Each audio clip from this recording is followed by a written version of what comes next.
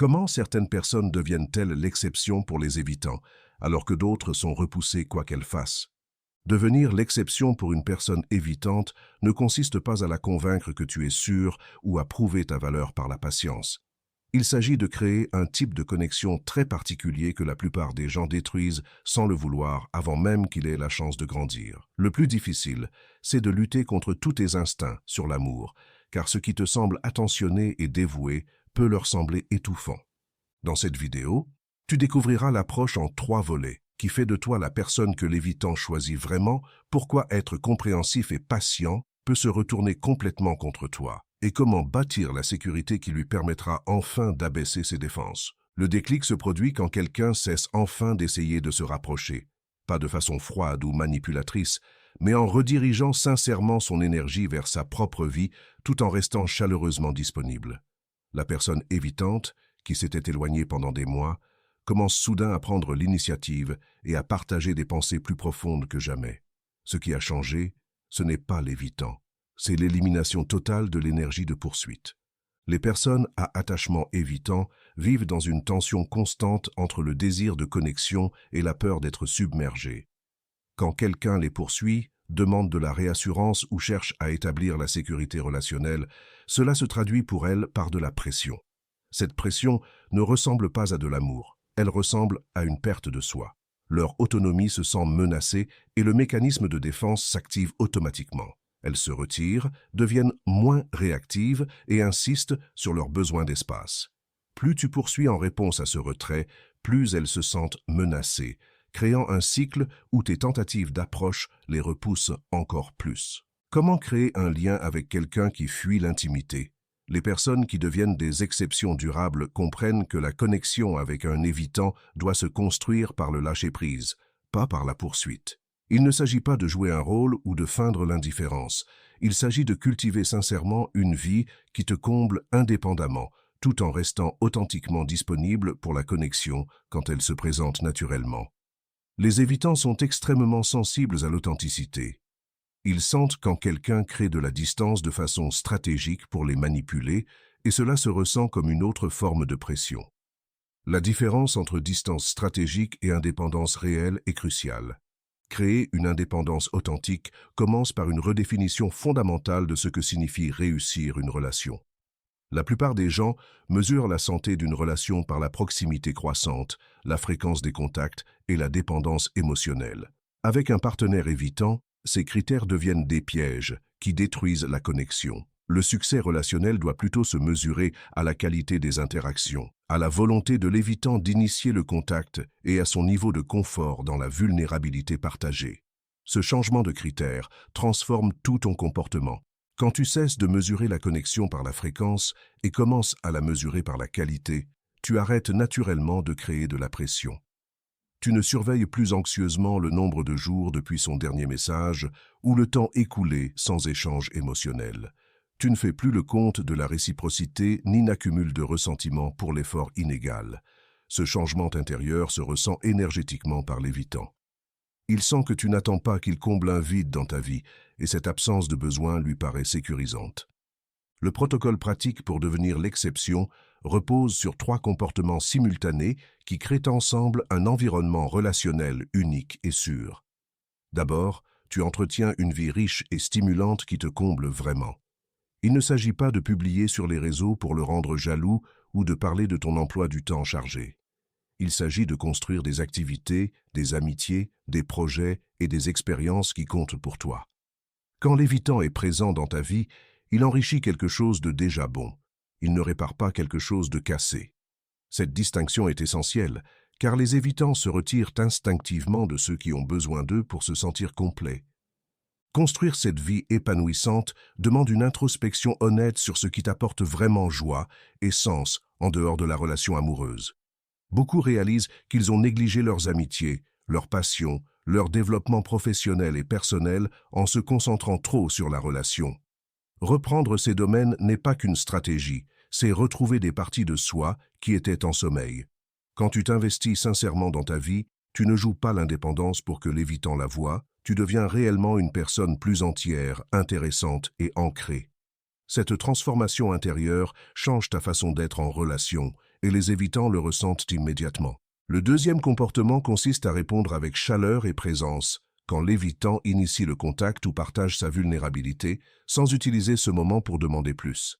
C'est là que beaucoup se sabotent. L'évitant s'ouvre enfin ou propose de se voir, et l'autre personne essaie aussitôt de prolonger l'interaction, de fixer des plans ou d'avoir une conversation décisive. L'évitant vit cela comme un piège, il a pris le risque de s'approcher, et au lieu d'être accueilli en sécurité, cela devient une rampe pour des exigences. Quand tu réponds à son initiative avec présence et chaleur, sans t'en servir comme levier pour plus d'engagement, il apprend que s'approcher de toi est agréable, pas risqué. Cela demande une discipline émotionnelle particulière. Quand il t'écrit enfin après des jours de silence, ton instinct peut être d'exprimer ta peine, de demander où il était ou de planifier la prochaine rencontre pour éviter un nouveau vide. Résister à ses impulsions et au contraire égaler son énergie avec chaleur crée de la sécurité. Tu lui apprends, par l'expérience, que se connecter à toi n'a pas de conséquences ni de complications. À chaque fois qu'il s'approche et vit l'acceptation sans pression, il associe la vulnérabilité à ta présence de façon positive.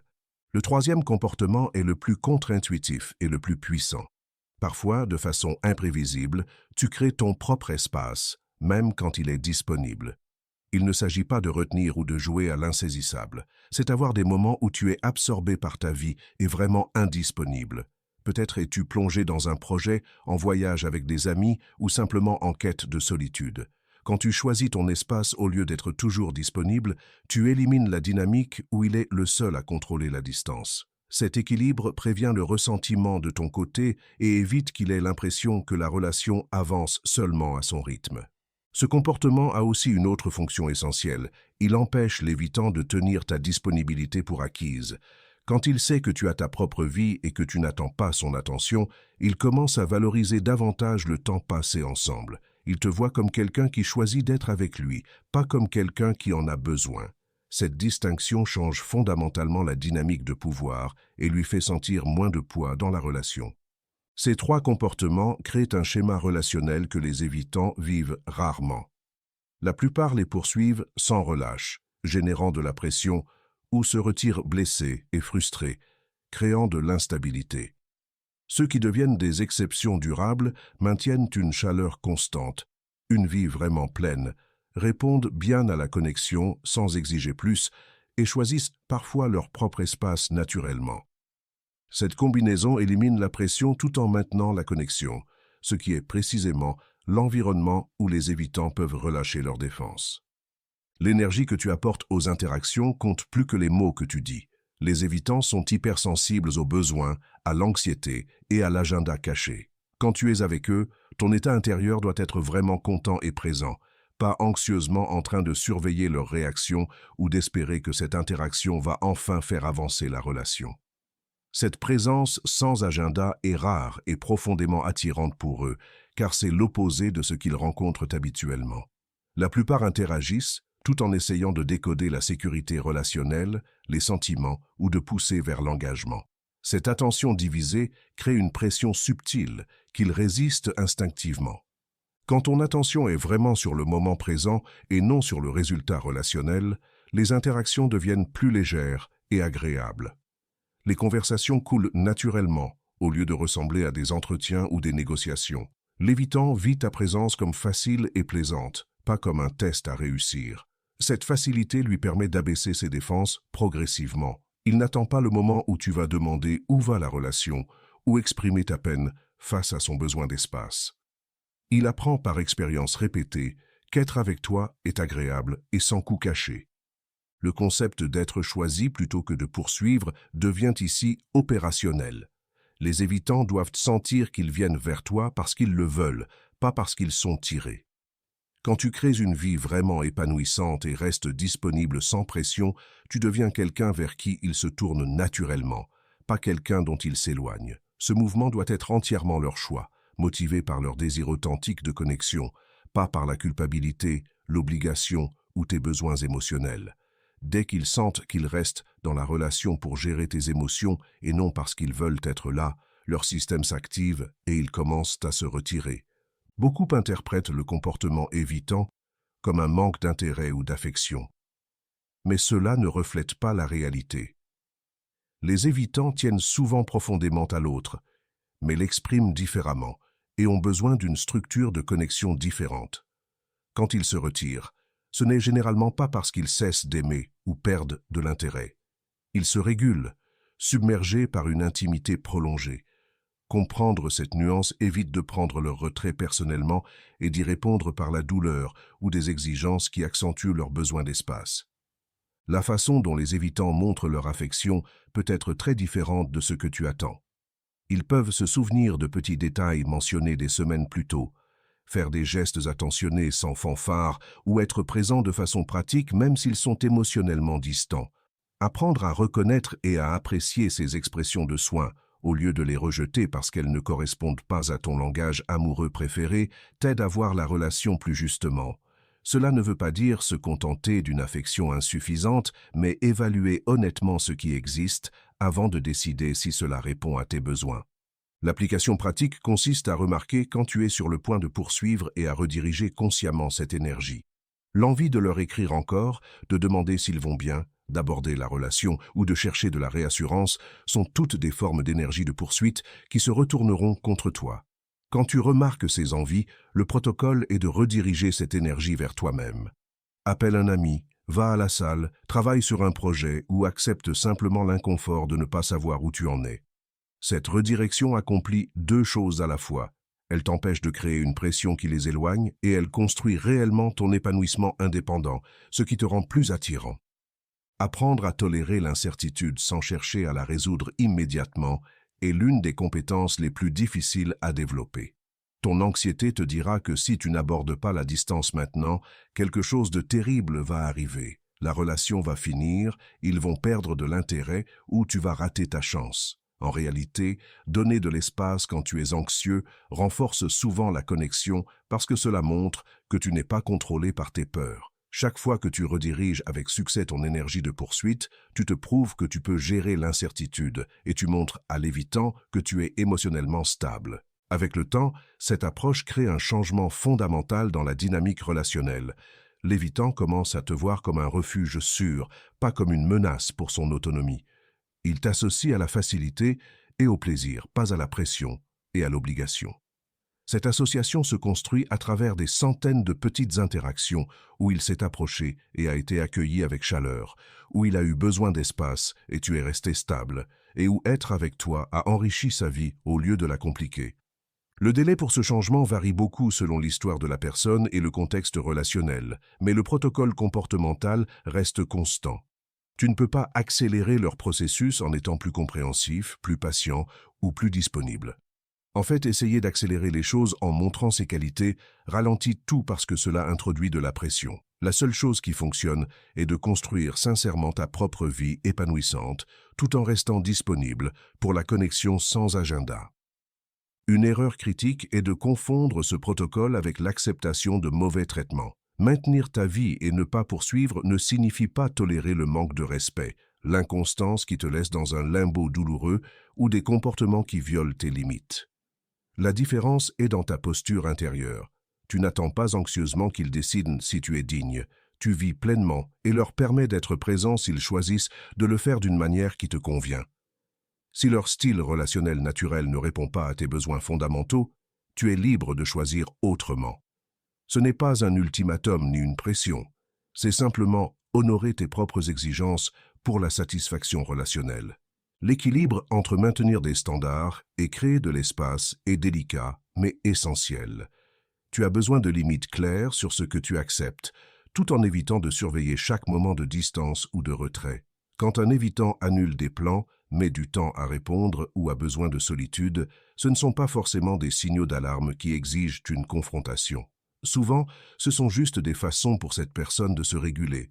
La question est de savoir si le schéma général de la relation te semble réciproque et satisfaisant, pas si chaque interaction répond à des attentes anxieuses. Certains découvrent qu'en cessant de lutter contre le rythme naturel de l'évitant et en évaluant si ce rythme leur convient, la relation répond à leurs besoins. D'autres découvrent que non, et cette clarté leur permet de prendre des décisions éclairées sur la suite. Les personnes qui deviennent des exceptions durables adoptent une posture paradoxale. Elles tiennent profondément à l'autre, mais sont vraiment en paix si ça ne fonctionne pas. Ce n'est pas du détachement émotionnel, ni de la protection par l'indifférence. C'est une compréhension solide que tu ne peux pas contrôler le style d'attachement de quelqu'un, ni forcer la connexion à se développer plus vite qu'il ne peut. Tu ne peux contrôler que ton propre comportement et ta volonté d'entrer dans la relation telle qu'elle est, pas telle que tu voudrais qu'elle soit. Cette acceptation élimine l'énergie désespérée que les évitants trouvent étouffante. Quand un évitant s'engage enfin profondément avec quelqu'un, c'est généralement parce que cette personne a créé un environnement relationnel où l'engagement ressemble à la liberté, pas à l'emprisonnement. Il a vécu le fait d'être désiré et recherché, mais d'une manière qui élargit son sentiment de soi au lieu de le restreindre. Il a appris, par expérience constante, qu'ouvrir son cœur n'entraîne pas plus d'exigence, que son besoin d'espace est respecté sans punition et que la relation enrichit la vie des deux au lieu d'exiger de sacrifier l'autonomie pour la connexion. La transformation se fait progressivement par des expériences positives accumulées, pas par des conversations dramatiques ou des moments décisifs. Les évitants ne réagissent généralement pas bien aux grandes discussions de couple, aux déclarations de sentiments ou aux demandes d'engagement. Ces moments sont vécus comme de la pression et activent leur défense. Au contraire, ils s'attachent par des expériences répétées de connexions sûres et agréables, sans agenda. L'engagement se forme presque imperceptiblement quand ils réalisent qu'ils veulent constamment t'inclure dans leur vie, partager des choses avec toi et se sentir plus eux-mêmes quand tu es là. Ton rôle n'est pas de gérer leurs émotions, de guérir leurs blessures ou de prouver ta valeur comme partenaire. Ton rôle est d'être vraiment épanoui dans ta vie et disponible pour la connexion quand elle se présente naturellement. Cela paraît simple mais demande beaucoup de développement personnel. Il faut vraiment cultiver l'épanouissement hors de la relation, pas juste faire semblant d'être occupé. Il faut être à l'aise avec l'incertitude, pas chercher anxieusement la réassurance. Il faut répondre à leur retrait avec stabilité, pas avec panique ou punition. Le protocole fonctionne parce qu'il élimine le problème central que les évitants vivent en couple. Ils n'ont pas peur de la connexion en soi. Ils ont peur de se perdre dans la connexion. Quand tu montres, par un comportement constant, que la connexion avec toi ne demande pas de s'abandonner, leur peur diminue. Ils apprennent qu'ils peuvent être proches de toi tout en restant pleinement eux-mêmes. Cet apprentissage se fait par l'expérience, pas par les mots, c'est pourquoi rassurer verbalement un évitant fonctionne rarement, alors que démontrer la sécurité par le protocole fonctionne. Certains craignent que cette approche signifie accepter des miettes ou se contenter de moins que ce qu'ils méritent. La différence est de savoir si la relation, telle qu'elle est, répond à tes besoins. Si le rythme et le style naturel de la connexion avec cette personne te conviennent, suivre le protocole permet à la connexion de s'approfondir au mieux. Si le rythme te laisse insatisfait, anxieux ou amer, ce n'est peut-être pas la bonne relation, peu importe le protocole. Il ne s'agit pas de réprimer tes besoins pour accommoder l'autre, mais de laisser la compatibilité naturelle émerger sans la saboter par la poursuite. La plus grande ironie, c'est que devenir l'exception demande d'arrêter d'essayer de le devenir. Dès que tu réfléchis à comment les faire s'attacher à toi, tu as déjà créé l'agenda et la pression qui empêchent l'attachement. Ceux qui réussissent le font en redirigeant sincèrement leur attention vers leur propre vie épanouissante, tout en restant ouverts à la connexion. Ce n'est pas une technique, c'est une orientation fondamentale envers les relations où tu offres la connexion au lieu de chercher la validation. Quand tu appliques ce protocole de façon authentique, deux résultats sont possibles. Soit la personne évitante se rapproche progressivement, initie plus et commence à construire un engagement réel parce qu'elle se sent en sécurité. Soit elle reste distante et tu reconnais que la relation ne répond pas à tes besoins et tu fais d'autres choix. Les deux résultats sont des succès, car ils impliquent que tu vis pleinement, te respectes et laisses la relation être ce qu'elle est vraiment. Tu deviens l'exception non pas en essayant plus fort, mais en créant les conditions pour qu'ils puissent te choisir en toute sécurité, puis en leur donnant l'espace pour le faire. Si tu veux devenir la personne permanente dans la vie d'un évitant, commence par investir sincèrement dans ton propre épanouissement dès aujourd'hui. Remarque quand tu es tenté de poursuivre, de chercher la réassurance ou d'initier des conversations de couple et redirige cette énergie vers quelque chose de significatif pour toi. Réponds avec chaleur et présence quand ils initient, sans t'en servir comme levier pour plus. Choisis parfois ton propre espace, même quand ils sont disponibles. Et surtout, lâche l'agenda de vouloir les changer ou accélérer leur processus. Ta présence constante et sans pression avec le temps est ce qui crée la sécurité dont ils ont besoin pour enfin laisser entrer quelqu'un. Quelle a été ton expérience avec des partenaires évitants? As-tu remarqué comment la poursuite les éloigne et l'indépendance les rapproche? Partage tes réflexions dans les commentaires. Si tu as trouvé cela utile, aime la vidéo et abonne-toi pour plus de contenu sur la construction de relations saines et sécurisées. Merci d'avoir regardé.